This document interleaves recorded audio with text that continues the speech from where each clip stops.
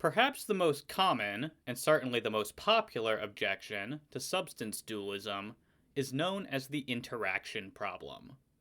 Substance dualism, it is argued, posits that there are two wholly different substances, a material body and an immaterial mind. The body and the mind are supposed to causally interact with one another. The mind is supposed to be able to cause certain bodily movements, for example.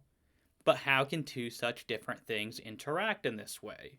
Allegedly, substance dualists have no answer to this question, and this is supposed to be evidence that substance dualism is false. As Jaegwon Kim says, few will quarrel with Descartes' acknowledgement of the reality of mind-body interaction, or his wish to give an account of it. The only question, one that has troubled many thoughtful readers of Descartes for centuries, is how such interaction is possible. Joseph Margolis puts the objection this way.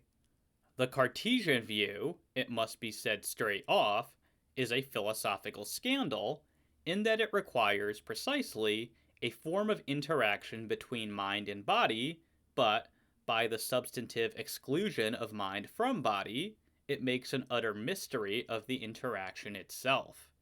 And lastly, John Heil asserts, Cartesian dualism comes at a price few philosophers have been prepared to pay.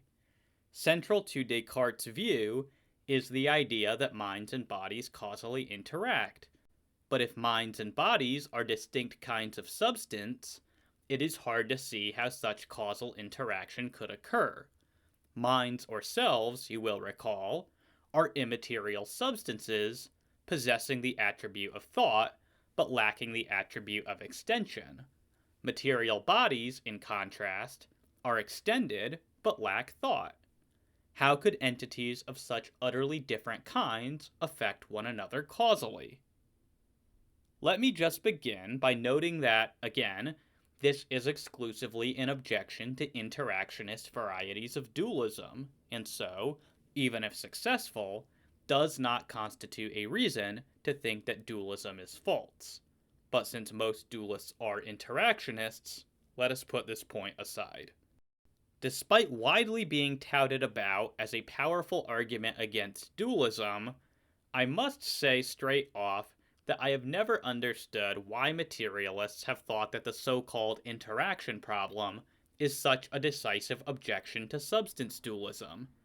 This is primarily because of the fact that it is typically not all that clear what the problem is even supposed to be. The problem surely is not a straightforward logical contradiction, which would entail that substance dualism is false. So then, what is the problem?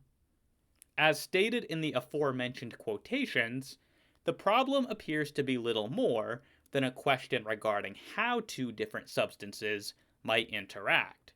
But how exactly is this supposed to be a problem? Even if the substance dualist has no idea how two different entities might interact, he can still know that two different entities interact. For example, when I enter a room and flip the light switch causing the lights to turn on, I may have no idea how electricity, wiring, circuits, or light bulbs work. But I can still know that my flipping the switch caused the light to turn on. So the physicalist has got to do more than ask questions which the substance dualist may not be able to answer if there is going to be a genuine problem here. As Andrew Brenner observes, as it stands, this isn't really an objection so much as it is a series of rhetorical questions. But the rhetorical questions are supposed to point toward a difficulty that many opponents of substance dualism think cannot be overcome. Unfortunately, it is very difficult to see what the difficulty is supposed to be. Why should the fact that an immaterial soul is very different from a material body mean that it cannot causally interact with the material body? Similarly, Rickabaugh and Moreland say, sometimes an opponent of substance dualism will simply press the question, how can mental entities causally interact with physical entities? Dialectically, this move is supposed to place the substance dualist in a bad place from which he or she will have a hard time escaping. Unfortunately, the question is ambiguous. The question may be a request for a mechanism between mental and physical entities in virtue of which they interact with each other. If this is the correct interpretation, then for the substance dualist, it is a complete non-starter. Why? Because the substance dualist will hold that the causal connection between mental and physical entities is basic. There is nothing between them in virtue of which they causally interact with each other. And David Lund adds, the dualist will likely take the position that the self, by willing, affects the brain directly, and that the notion of direct causation cannot plausibly be rejected.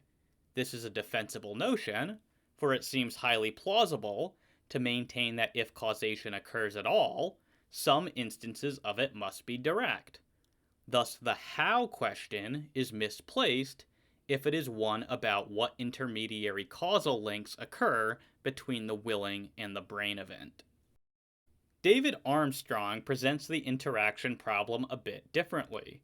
He appears to recognize that nothing about the dualist's putative inability to explain how an immaterial mind interacts with a physical body presents a reason to think that dualism is false. However, he does see this as an explanatory advantage for a physicalist theory of mind.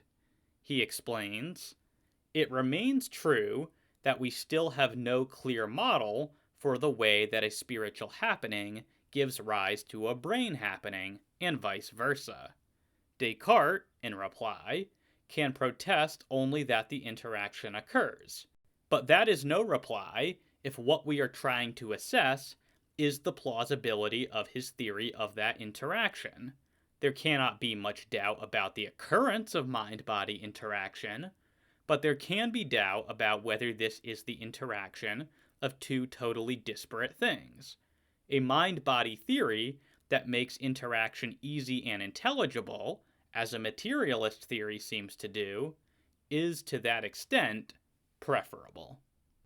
Now, if all other things stood equal between physicalism and dualism, and if physicalism really was able to offer some sort of explanation for mind-body interaction, then perhaps Armstrong would have a case. But I would make 2 points in response to Armstrong. In the first place, I do not believe that all other things stand equal. All of the arguments we have canvassed for dualism in the preceding videos of this series stand against Armstrong.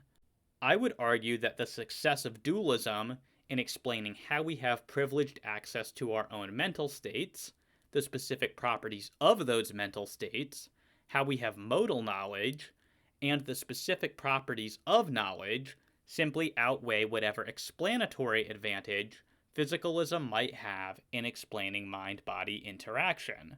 But secondly, and more fundamentally, is it even true, as Armstrong claims, that physicalism is able to explain mind-body interaction? It is often assumed by physicalists that there is nothing problematic or difficult about understanding the mutual interactions between physical objects. But this is actually not as unproblematic as one might initially think. As Sandra Menssen and Thomas Sullivan put it, admittedly, we have no idea how mind can move matter. But how big a problem is this? It could be monumental if it were not for one thing. In the end, we have no idea how matter moves matter. Despite what is sometimes said, we do not actually experience physical causality in any deep way. We see that matter moves matter in some sense, but we do not see why or how it happens. The interaction problem, then, to the extent that it is really a problem, applies equally to physicalism. We might just as easily ask the physicalist how it is that matter interacts with matter. It's certainly not immediately obvious what the answer to this question might be. The truth appears to be that any mystery involved in understanding how immaterial substances and material substances interact is not due to the fact that the entities consist in different substances. Rather, the mystery derives from the appeal to the very notion of causation, which is inherently somewhat mysterious. Consider any causal chain. If an infinite regress of causes are not to be allowed, then there has to be a first cause, which just has the requisite causal powers to set off the causal chain in the first place. How exactly does that work? It's not really clear. And this mystery remains regardless of whether or not the first cause is material or immaterial. The mystery, then, is a result of the very concept of causation. As Charles Taliaferro explains, are there features of physical to physical interaction which make it less mysterious or conceptually puzzling than mental to physical interaction? Well, in physical interaction, both relata have spatial location, and perhaps this provides an important aspect of that causal exchange. After all, isn't it clear that the reason why certain material objects affect others is material contact? But why should spatial contact have causal repercussions? The fact that spatial objects coming into contact routinely generates causal exchange is obvious enough, but why does it do so? Is it because of the object's mass or volume?